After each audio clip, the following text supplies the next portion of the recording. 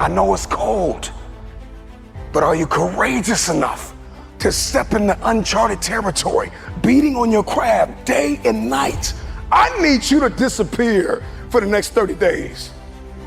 What does that look like? 720 hours dedicated to the future. Where focus goes, energy flows. The problem is you put too much energy into Netflix. You put too much energy into distractions. You put too much energy into entertainment. You put too much energy into things that are not feeding your purpose and destiny. Can you walk away from everything? Life has knocked you to the ground. You have survived the greatest traumas of your life. How tired are you of where you are right now? How bad do you want to get to that next level? What are you willing to do? What are you willing to sacrifice? What are you willing to give up? Who are you willing to let go to get where it is that you want to be? See, everybody wants to be successful. Everybody wants to climb mountains. Everybody wants to be praised and celebrated.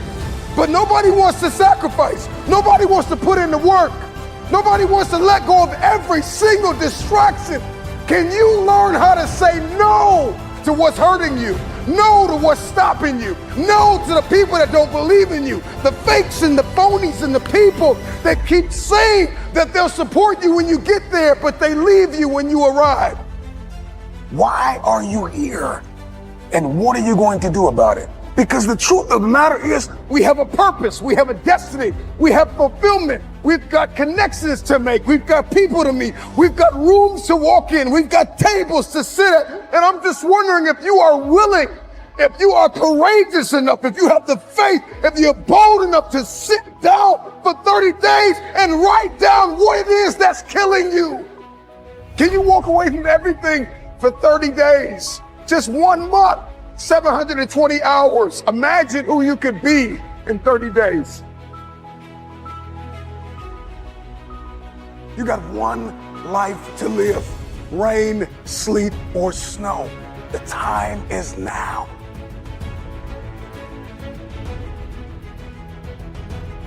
I got 3 words for you. Shut it down.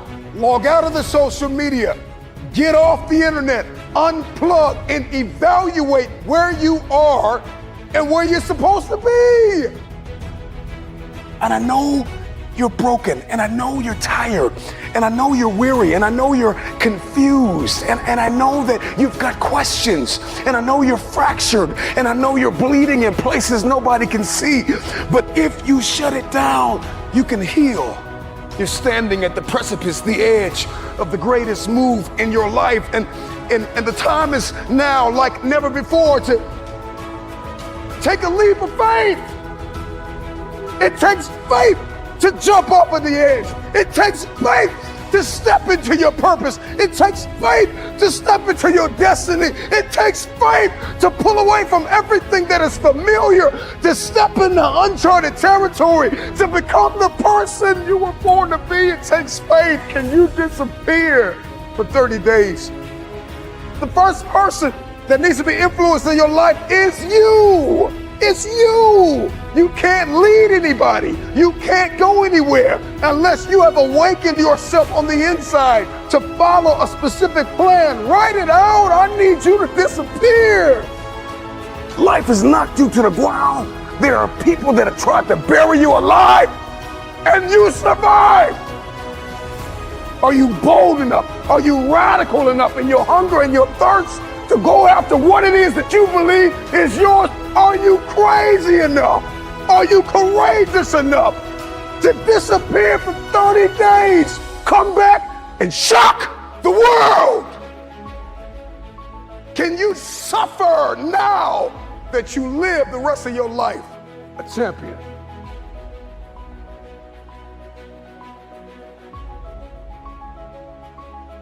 Here's the reality. You will always be where you are until you acknowledge the leeches in your life. It is time for you to navigate through the conversation, comb through your context. There are people that are taking from you everything, taking your time, taking your energy, taking your thought life, reprogramming and reconditioning you to do something that you have not been destined to do. And the time is now to get tied to people that are going to help to position you and lock you in a place where you can fulfill purpose and destiny for 30 days, 720 hours. Imagine if you began to write down the people that have not fed into your purpose, the people that have not fed into your destiny, the people that have lied in your fakes, the phonies, the frauds. Can you identify what has kept you broken? What has kept you broke? What has kept you defeated? What has kept you covered under the blankets of anxiety and stress and overwhelm? Your DNA has been mutated by people that are beneath you, and it's nothing wrong with having people in your life that you serve, that you love. But you're trying to make business moves with people that don't think like you. They don't walk like you. They don't sacrifice like you. They're not willing to put in the blood, the sweat, the tears behind closed doors. A man is rewarded in public for what he does in private. Think over the things you've discussed with people. Go through the process. Go through the mud. Run in the rain. Dance in the snow. Inhale, exhale. I know it's cold on the other side, but it's time for you to cross over because you're too comfortable. Disappear for 30 days. Come back and shock the world. Who you are today has gotten you as far as you're going to get. If you're going to get any further, you got to reinvent yourself. And if you're going to reinvent yourself, you've got to shut it down for 30 days. You still keep trying to walk into your future fractured, broken, hurting. You need to walk into your future whole, conditioned, ready to grab the people that believed in you before you made it to the top. Go back and get them, but first you've got to condition yourself. You're fractured, you're broken, you're under anxiety and depression, and you've even been borderline suicidal at times. You've lost loved ones. Come on, who am I talking to? I'm talking to that person that's tired of where they are, and you are bold enough, you are crazy enough, you are courageous enough to shut it down for 30 days. You've talked about it enough. You've talked to your haters about it. You've talked to your supporters about it. You've posted about it. You've shared about it. You've written about it. Now it's time to put the work in. People, and this is a term, there's a term, it's rock bottom, right? This is a term that we hear for someone that's addicted, someone that's an alcoholic, someone that's physically let themselves go, someone that's put themselves into a situation with their finances or their work or whatever, where they reach rock bottom. But when the excuses all go away and people can actually confront the fact that this is all because of me, and it hurts, but is also unbelievably empowering, because if these problems are because of me, then I'm capable of fixing these problems. So even though extreme ownership hurts and is painful, it's also liberating, because now you have control over your fate and over your destiny, and that is a glorious thing. Are excuses the opposite? Excuses and blame, is that the opposite of extreme ownership? That is the opposite of extreme ownership.